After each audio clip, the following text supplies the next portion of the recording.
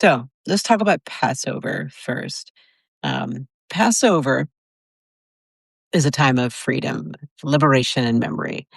A season of memory, a season of liberation, a season where we gather around our tables and tell a story that is meant to shape not just who we were, but who we are. First time, many people, Passover continues to be the most celebrated holiday in American Jewry, probably because it's celebrated in the home.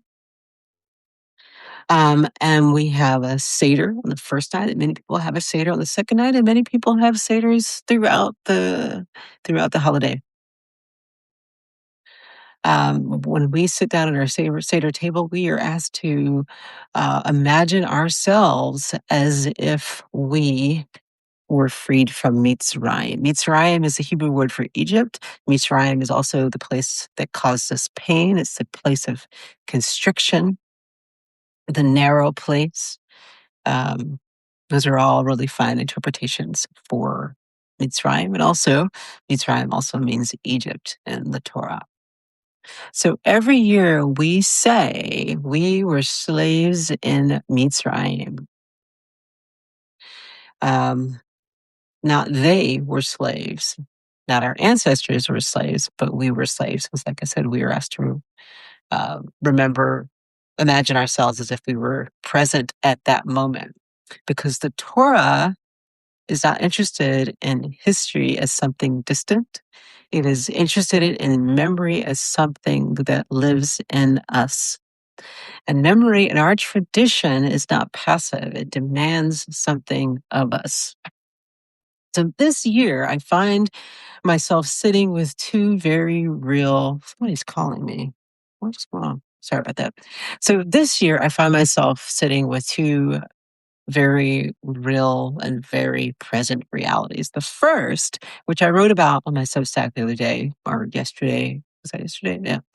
That the United Nations, the UN, recently passed a resolution declaring the transatlantic slave trade, I believe it said the gravest crime against humanity. And 120 countries said yes, it was. And yet some nations could not even bring themselves to affirm that as a non-binding resolution. The three countries that said no were the United States, Argentina, and Israel. It's a non-binding resolution that was not about paying reparations or changing policy. They just wanted to name it, just say that it was wrong. And three countries could not bring themselves to do that. And I don't remember several other countries actually abstained. Many of those countries are in Europe. And I believe they abstained because they were implicated. Um, the second thing that gives me pause today, and also, if you want to know more about my thoughts on the UN resolution, you can read my Substack uh, it came out yesterday. The second thing that gives me pause is a new law passed in Israel that would impose the death penalty by hanging for Palestinians convicted of certain acts in military courts. Um, I'm not going to go into details about it. I'll leave that for the experts to do that. But it's important to say that I also think it's important to say that many legal experts believe that the law may not ultimately hold up in court. And there are real questions about its legality, about whether it violates international law, about whether it can even be implemented as written. But keep in mind that lawmakers passed this law basically creating capital punishment by hanging for Palestinians, and the same rules do not apply for Israelis. I'm not going to go into um, the realities of living in Israel. I don't live in Israel. I did live in Israel as a rabbinical student, um, but I just think when you pass a separate set of laws or a separate capital punishment for one group of people that are specifically named, that says something. And I posted this on my social media the other day, and many people replace the word Palestinians with Hamas. And then the news articles that I read did not say Hamas. I looked at several sources. I did not look at the law, but I did look at several sources and videos of lawmakers gleeing with joy of the passage of this resolution. Um, so I hope it doesn't stand. Um, but laws don't only matter when they are enforced; they matter when they are imagined. So a group of lawmakers decided that this was the direction that they wanted to go. Um, and also, laws matter when they are passed because they send a message, and they matter when they tell us what a society is willing to consider. So just think about it, that the law passed, whether or not it's implemented, if the courts kick it out, it still sends a message to the citizens of the state of Israel that that some people in the country, and some people, namely Palestinians, deserve to be murdered. And the gruesomeness of hanging, um, and what does it say about a society that imagines this as a possibility? So, uh, Passover asks us to remember slavery, but it also asks us something harder, to recognize it. Because think about this, Pharaoh never thought he was never thought of himself as Pharaoh as we think of him today. Pharaoh believed that he was maintaining order. Pharaoh believed he was protecting people. Pharaoh believed he was responding to a threat. That's how oppression works. It does not announce itself as something evil. It presents itself as something necessary.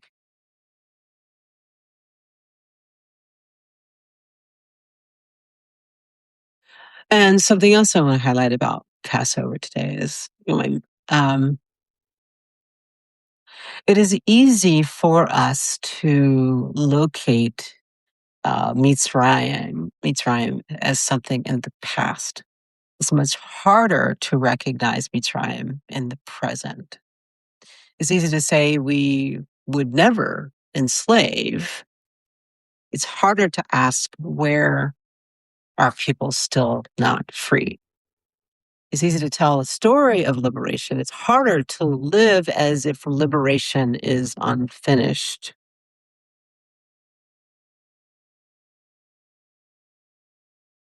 And what does it mean that the world can name slavery as what does it mean that the world can name slavery as a moral catastrophe and still resist repair? We know that American slavery was wrong, but we still resist the need to repair. Um, one of the things I think about is that um, Europe, Great Britain, I believe it's Great Britain, we're still paying taxpayers. We're still paying reparations until 2015 for slave owners and that for slave owners in England that owned slaves. And in the United States, Abraham Lincoln signed law saying that slave owners in D.C. were paid reparations, or in Washington, were paid reparations um, when they had to free their slaves.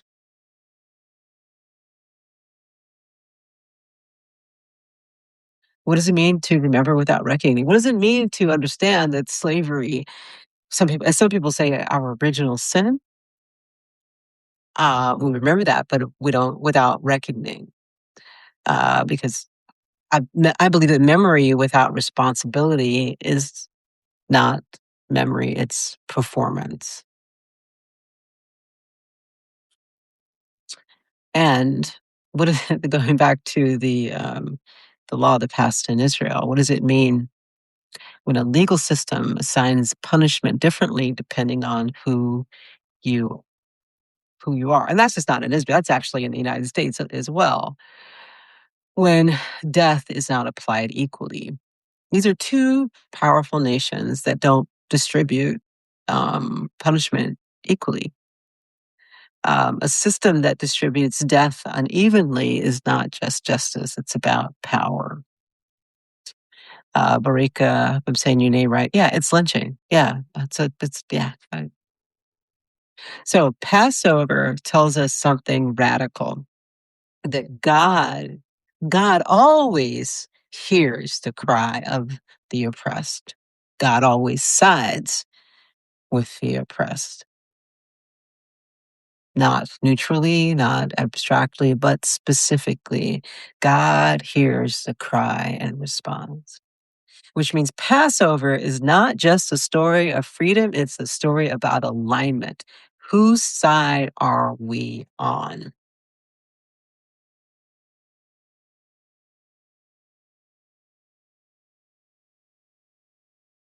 And we like to believe that we would have been the ones to leave Mitzrayim. But the harder question, would we have recognized it while we were still there?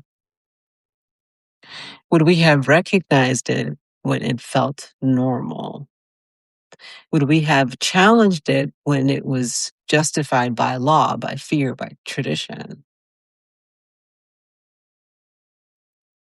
Do we recognize it now? Do we recognize what's happening in our own country? Every generation has its Egypt. Every generation has its Pharaoh, and every generation has to decide whether it will look away or speak.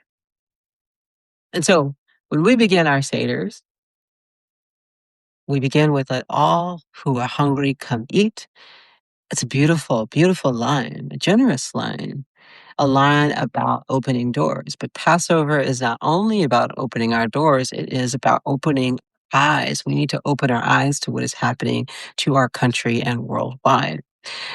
The real question is not whether Pharaoh existed. The question is whether we recognize him when he speaks about policy, when he speaks about law, when he speaks in systems that decide whose lives matter more. And if we are honest, when he speaks to us. Passover is not a celebration of a completed liberation.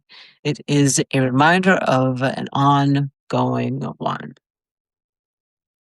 And so this year, as we tell the story again and we remember again and we gather again, may we do more than recall. May we refuse to normalize what is not just. May we question what is being justified. And may we expand our understanding of who is deserving of dignity, safety, and life. Because we were slaves. And the purpose of remembering that is not just to tell a story. It is to make sure we are not the ones holding the whip.